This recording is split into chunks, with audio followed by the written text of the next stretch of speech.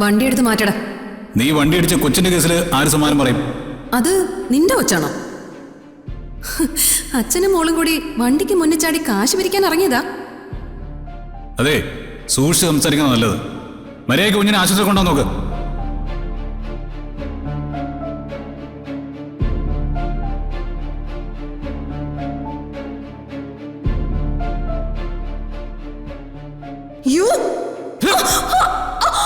ഉത്തരവാദിത്തപ്പെട്ട ചെയറുകളിലേക്ക് ശരിയായ ആളുകൾ എത്തുമ്പോഴാ ഒരു സ്ഥാപനം ഉയരങ്ങളിലേക്ക് കുതിക്കുക. Yes madam. ആൻഡ് ഇതാണ് വരുൺ. വരുൺ യുഎസിൽ പഠിച്ചത് എവിടെയാ?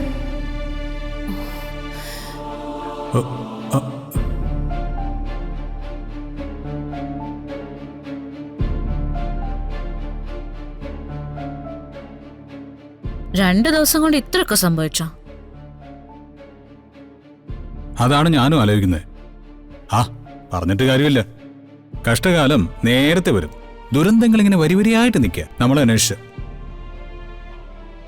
ഓക്കെ, ഇതൊക്കെ ഞാൻ സമ്മതിച്ചു. പക്ഷെ ഇതിന്റെ പേരിൽ വേറെന്തെങ്കിലും തീരുമാനം എടുത്തോ? വേറെന്ത് തീരുമാനം?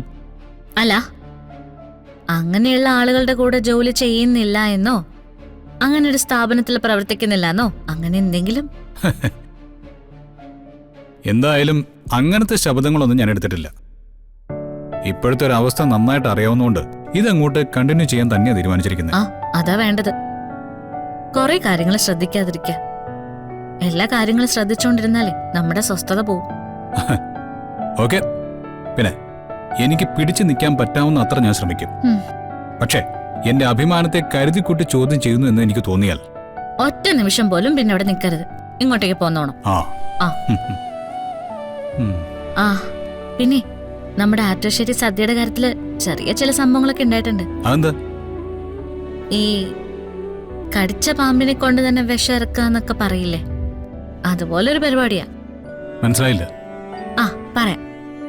ഇപ്പൊ ഈ യൂട്യൂബർമാരാണല്ലോ നമ്മൾ നല്ലതാണോ ചീത്തയാണോ, നമുക്ക് ജീവിക്കാൻ അർഹതയുണ്ടോ ഇല്ലയോ എന്നൊക്കെ തീരുമാനിക്കുന്നേ. അവരെല്ലാവരും കൂടിയല്ലേ ആറ്റോശ്ശേരി സദ്യ പൂട്ടിക്കെട്ടി കയ്യിലോട്ട് വെച്ചു തന്നത്. അവരെ കൊണ്ട് തന്നെ അത് മാറ്റിപ്പറിക്കാൻ പറ്റുമെന്നൊരു ശ്രമം. വാ, വിശദമായിട്ട് പറയാം. വാ.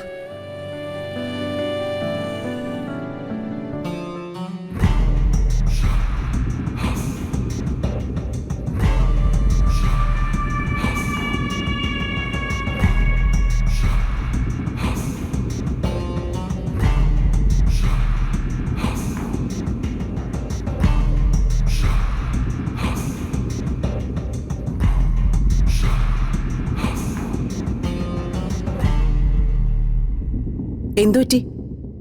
എന്താ പെട്ടെന്ന് കാണണോന്ന് പറഞ്ഞത്? Anything serious?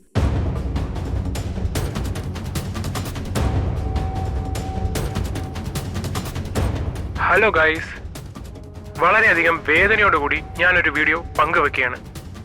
നേരത്തെ ചെയ്തൊരു വീഡിയോയുടെ ഒരു പശ്ചാത്താപ കുറിപ്പാണെന്ന് എന്ന് വേണമെങ്കിൽ പറയാം.